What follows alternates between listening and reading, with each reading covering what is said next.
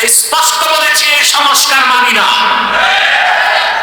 ওরা সংস্কারের নামে কোরআন সুন্নাহ বিরোধী কোন আইন যদি আনা হয়, বাংলাদেশের মুসলমান সংস্কারকে লাথি মারবে, নির্বাচনকে লাথি মারতে বাধ্য হবে।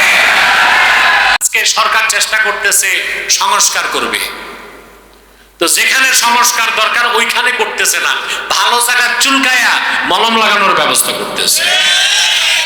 সংস্কার নিয়ে আসছে নারী সংস্কার কমিশন। এটাই কি আগে আনা দরকার ছিল? এটা পরে আসবে। এমন 10টা মহিলারে দায়িত্ব দিছে। আপনারা আমার সরওয়ার্দীর ভাষণটা শুনছিলেন? আমি সেখানে বলছি, আপনাদেরও বলি, এমন 10টা মহিলার দায়িত্ব দিছে, দেখলে বোঝা যায় না এগুলো পুরুষ না মহিলা। সব সাহাবাইনি মহিলা।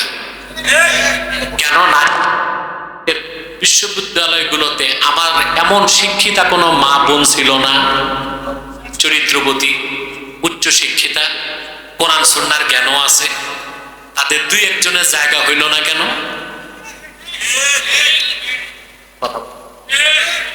তারপরে নারী কমিশন বের হইছে, প্রতিবেদন দিছে 318 পৃষ্ঠা, বলে ধর্ম সকল বৈষম্যের মূলে।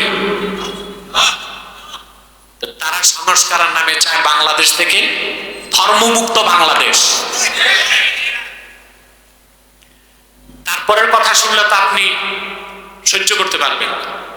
তারপর বলছে ম্যারিটাল রেপ, অর্থাৎ স্বামী স্ত্রী বিবাহিত, স্বামী জোর করে স্ত্রীর সাথে সম্পর্ক করলে এটা ধর্ষণ হবে।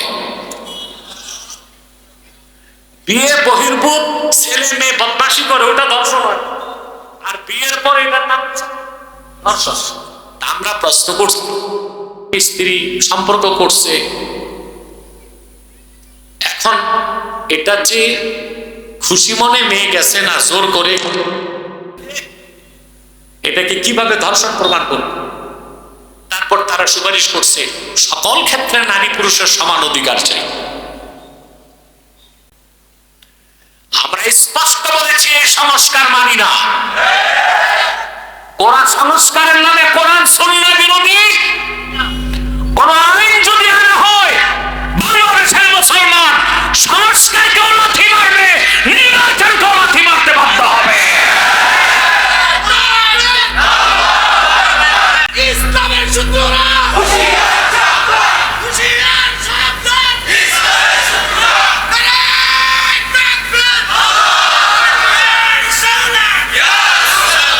সাল্লাল্লাহু আলাইহি ওয়াসাল্লাম। প্রিয় ভাইরা, আমরা কি 5ই আগস্টের জন্যই দেশ স্বাধীন করছি?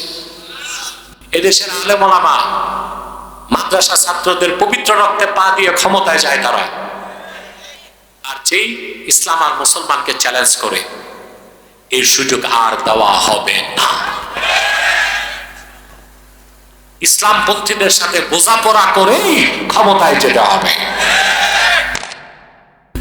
আমাদের সংস্কার কোথায় দরকার ছিল? আমি বলছি তো, এটা তো সংস্কারের বিষয় ছিল না। মহিলারা তো অধিকার পাচ্ছে, আমরা তো এখন অহরহ দেখতেছি মহিলার পিঠায় স্বামীরে হসপিটাল পাঠাচ্ছে। যে অধিকার পাইছে নারীরা, এখন পুরুষ নির্যাতন শুরু। আরো যদি অধিকার দেই তো স্বামীদের কত আর ঘরে থাকার সম্ভব হয় না। হয় সংস্কার কোথায় দরকার? সংস্কার এমন হওয়া দরকার ছিল, নতুন নির্বাচনী সংস্কার, যারা দুর্নীতিতে অভিযুক্ত হয়েছে তারা কখনো নির্বাচনে আসতে পারবে না। এটা একটা কার্যকর সংস্কার।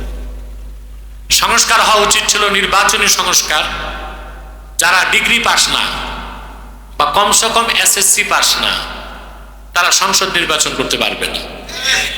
আমরা দেখছি 2 পাস 3 পাস এরাও সংসদে গেছে, ঠিক কিনা?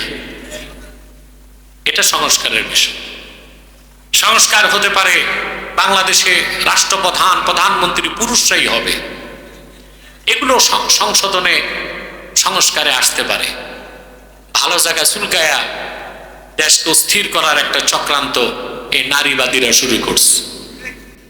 ডক্টর ডক্টর ইউনূস কি সংস্কার করবে? সংস্কার তো আপনাদের হাতে।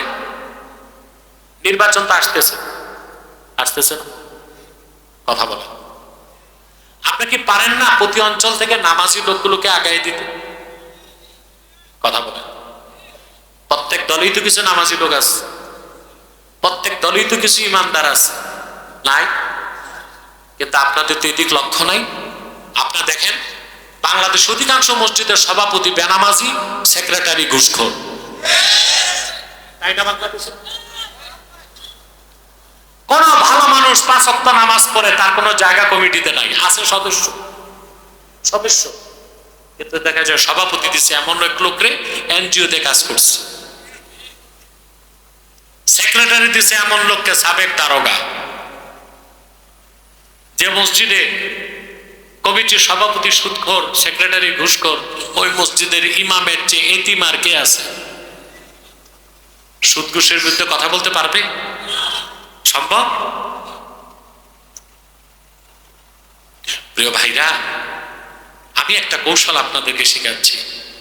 নির্বাচন আসতেছে, প্রত্যেক রাজনৈতিক দলে ইসলামপন্থী আর ডানপন্থী দল যেগুলো, বামপন্থী না, রাজনৈতিক প্রত্যেক দলে কিছু ভালো মানুষ আছে। আপনি ভোট দেওয়ার আগে দেখবেন যাকে ভোট দিচ্ছেন সে লোকটা ইমানদার কিনা। সে যদি কাফের মোশরিক হয় তাকে ভোট দিবেন না। 2 নাম্বার দেখবেন তার কামাইটা হালাল কিনা। 3 নাম্বার দেখবেন অন্তত সে 5 ওয়াক্ত নামাজ পড়ে কিনা। প্রত্যেক দল থেকে এইভাবে আমরা যদি জনপ্রতিনিধি পাঠাতে পারি সংসদে, বাংলাদেশটা হয়ে যাবে একটা ইসলামী সোসাইটি। আমরা যদি ইসলামী সমাজ গড়ে দিতে পারি, আগামী প্রজন্ম ইসলামী রাষ্ট্র বানায় দিবে ইনশাআল্লাহ। রাষ্ট্রবিজ্ঞানে একটা কথা আছে, society is great than state. রাষ্ট্র থেকে সমাজ বড়। রাষ্ট্র থেকে আমরা যদি সমাজটাকে ইসলামী সমাজ বানাই দিতে পারি, আগামী প্রজন্ম এই ইসলামী সমাজ বাংলাদেশকে ইসলামী রাষ্ট্র বানায় দিবে ইনশাআল্লাহ। চান না এটা? কথা বলেন। তবে এটার জন্য খেলাফা এবং জিহাদ ফি সাবিলিল্লাহ কোনো বিকল্প নাই। মনে থাকবে কথাগুলো?